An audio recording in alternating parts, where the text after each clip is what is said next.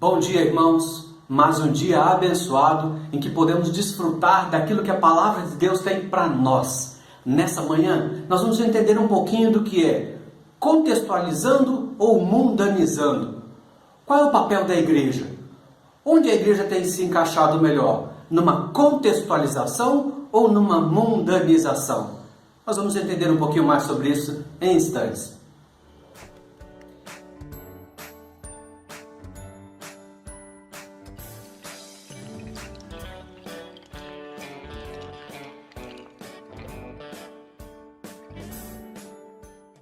A Bíblia nos diz, quando Paulo escreve a sua primeira carta aos Coríntios, no capítulo 9, do 19 até o 21, a Bíblia nos diz o seguinte texto: porque embora, Paulo falando, embora seja livre de todos, fiz-me escravo de todos para ganhar o maior número possível de pessoas.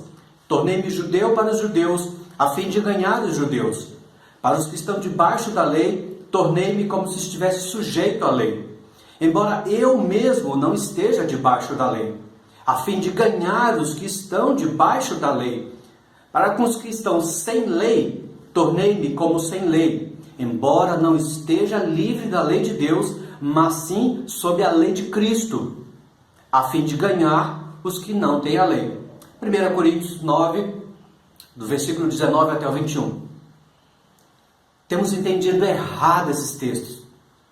Esse texto onde Paulo faz que eu fiz tudo para ganhar o maior número possível de pessoas, isso tem sido compreendido de forma errada na igreja. Uma coisa é certa, nós precisamos entender o contexto em que vivemos.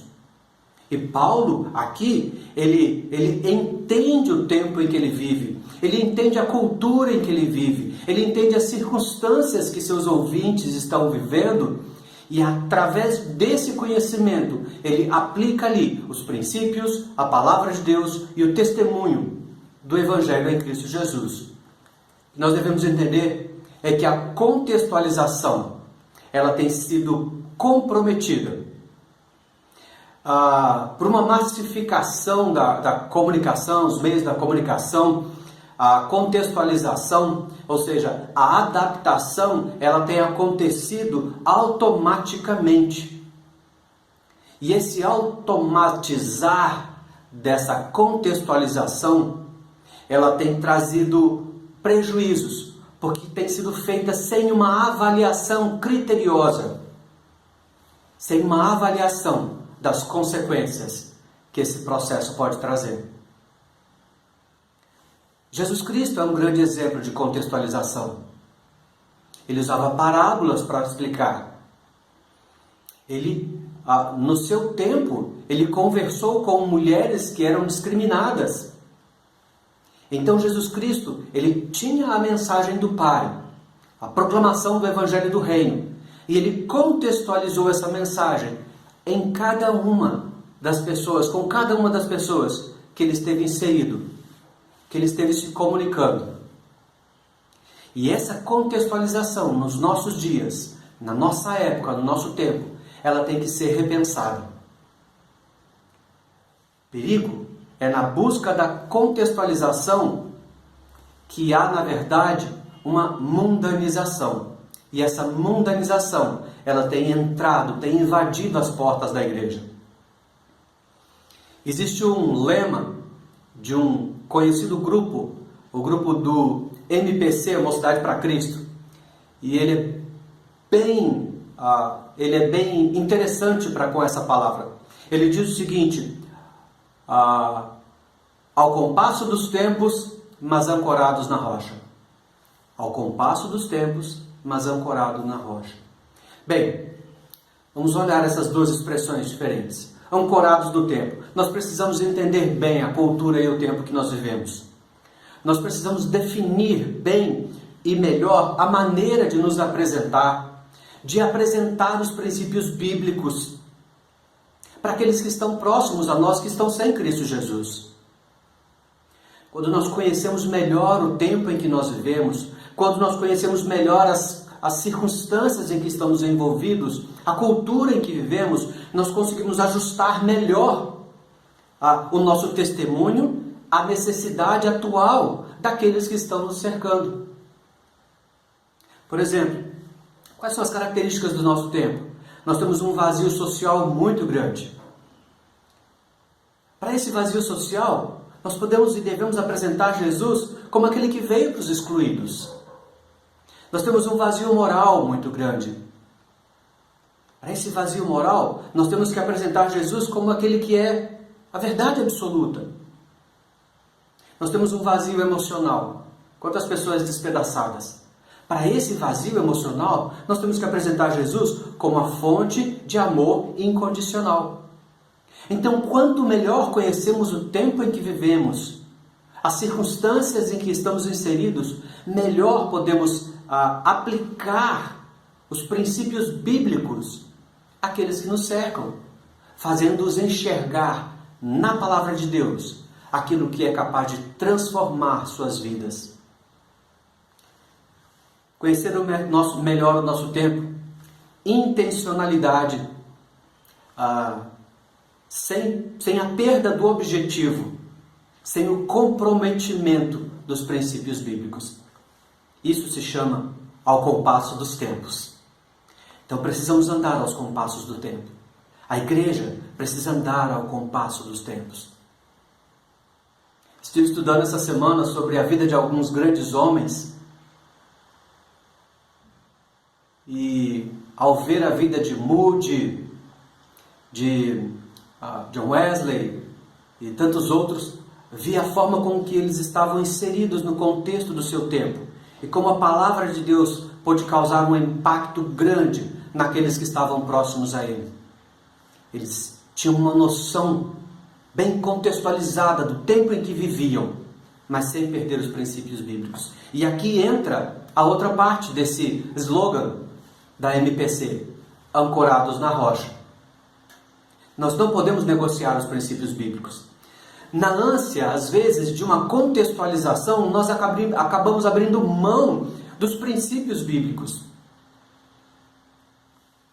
E nós não podemos abrir mão desses princípios bíblicos.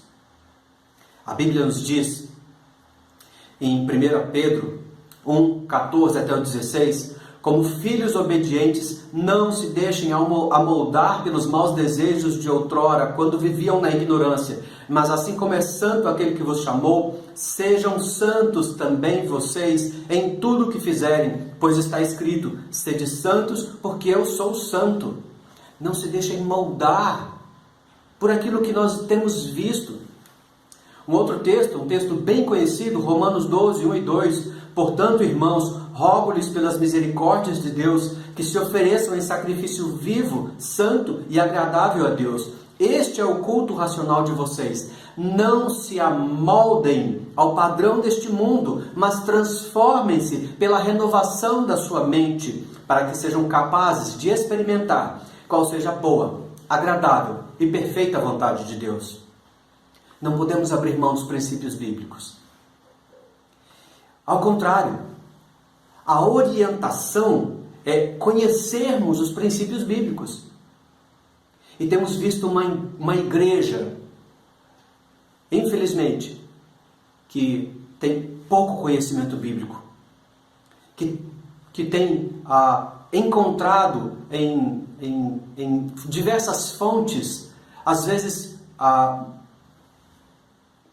coisas que possam satisfazer simplesmente os seus momentos de tristeza e frustração.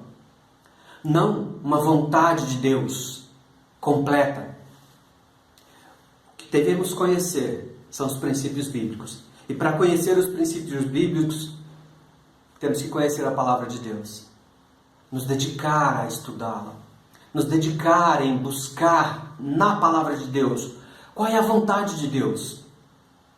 Qual é o padrão que está em Cristo Jesus e o seu caráter, desenvolvendo esse em nossa vida.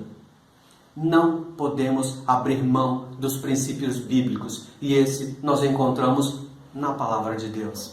Uma outra coisa, ancorados na rocha, nós não podemos abrir mão desses princípios que a palavra de Deus nos tem. Então, precisamos conhecer a palavra de Deus. E não podemos abrir mão desses princípios. Não podemos negociar A palavra de Deus nos exorta a isso.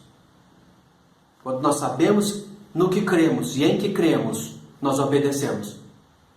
E a obediência, ela faz diferença em nossa vida. E o que as pessoas ao nosso redor precisam perceber são as diferenças, não as igualdades. Devemos mostrar aquilo que a palavra de Deus tem feito na nossa vida, nos transformando, nos moldando ao caráter de Jesus Cristo. E essa diferença que costumamos chamar de contracultura cristã, e essa diferença impactará a vida daqueles que estão ao nosso redor.